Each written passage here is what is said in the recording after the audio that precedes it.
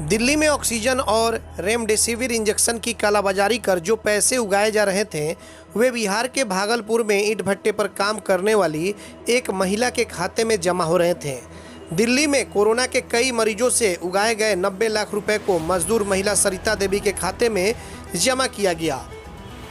आपको बताते चले कि दिल्ली से आई पुलिस की स्पेशल टीम ने सरिता देवी को गिरफ्तार कर लिया है। सरिता देवी को न अपने बैंक खाते की खबर है और न उसमें जमा पैसे की।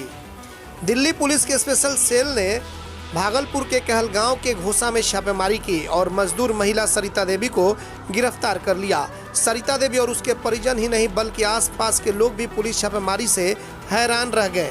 सरिता और उसके पति सौदागर मंडल ईंट भट्टे पर काम करने वाले मजदूर हैं, लेकिन दिल्ली से आई पुलिस ने कहा कि सरिता देवी के नाम पर दिल्ली में बड़े पैमाने पर ऑक्सीजन और रेमडेसिविर इंजेक्शन की कालाबाजारी की गई है।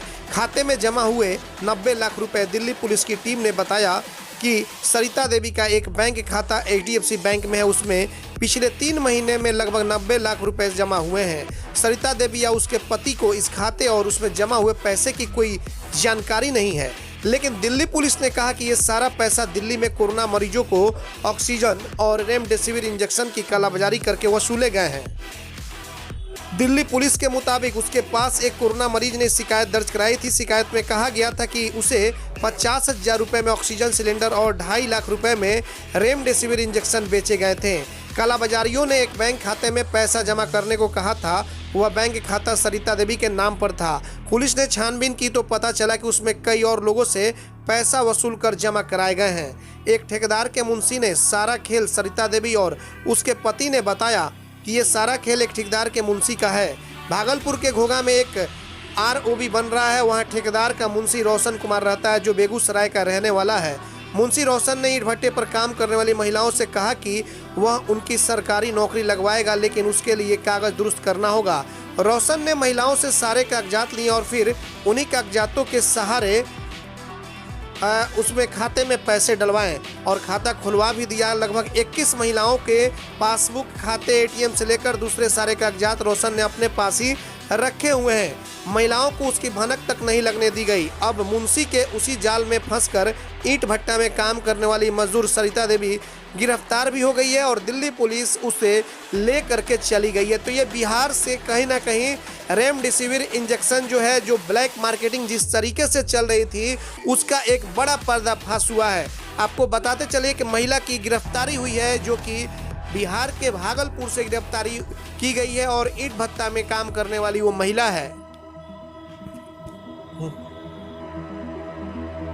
क्या था आपका? अमित रोशन खुलवाया था। क्या कह के खुलवाया था? बोला कि मजदूरी के पैसा उसी में आएंगे खाते में। हाँ, अमित रोशन कौन है ये? हम नहीं जानते हैं सर उसको कौन तो है। कैसे आपसे जान पहचान हुआ? जान पहचान, हम खेत में काम करने जाते थे, उसी से जान पहचान हुआ कि आप खेत में कमाते हैं 150 रुपया कमाते हैं, इसमें 200-300 हो जाएगा। तो आपने ATM कार्ड और पूरा बैंक का अकाउंट कैसे दे दिया उनको? वो हमको देवे नहीं किया सर। काहे? आधार कार्ड का नंबर लिया और खुलवा लिया। वो अपने कैसे खाता खुलवा। महीना में आपको कितना पैसा देता था? 1 भी रुपया नहीं दिया सर मेरे को। 1 भी रुपया हम नहीं जानते हैं। सच बताइए। सच बोल रहे हैं सर। कितने? 1 भी रुपया हम नहीं जानते। आपके परिवार के कितने लोगों का खुला खाता? 5 गो का खुला है। और लोग कहाँ हैं? और लोग घर पे हैं।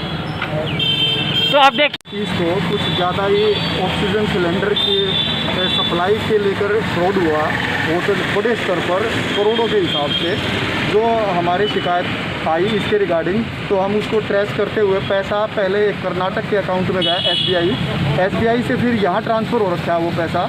हमारे जो विक्टिम है, जो कंप्लेनेंट है, उनको ना तो ऑक्सीजन सिलेंडर ही मिल पाया और ना उनके परिवार के सदस्य की जान भी चली गई और पैसा भी वापस नहीं मिला। कितना का अकाउंट में आया था इनके? इसके ये जो सरिता देवी के अकाउंट में करीब 90 लाख रुपए आए हुए हैं और उसकी बहन है वो पिंकी देवी, उसके अकाउंट में भी करीब 44 लाख रुपए आए हैं। टोटल से करीब 1.25 करोड़ से भी ज़्यादा वो है, और इनके परिवार के 3 और अकाउंट हैं, जो करीब 5 अकाउंट तो इन्हीं के परिवार से है, जिसमें करोड़ों रुपए आया है, जिसमें गहन पूछताछ अभी जारी है। आज ट्रांजिट रिमांड के लिए माननीय न्यायालय से रिक्वेस्ट की जाएगी और गहन पूछताछ की जाएगी, और इसमें जो भी मुलजिम है आगे उनको फर्दर अरेस्ट किया जाएगा। कितने लोग हो सकते हैं सर इस गिरोह में अभी? इसमें करीब 10-20 कम से कम होंगे। बहुत ज़्यादा बड़ा नेटवर्क है। पैसा जो सारा वो ATM से निकल रहा है, ज़्यादातर ATM पटना से निकल रहा है, और आगे पैसा कैनरा बैंक में भी ट्रांसफ़र हो रहा है, उस पर भी आगे गहन पूछताछ चल रही है। और भी टीमों को दिल्ली में बता दिया गया है, और भी टीमें जो फर्दर या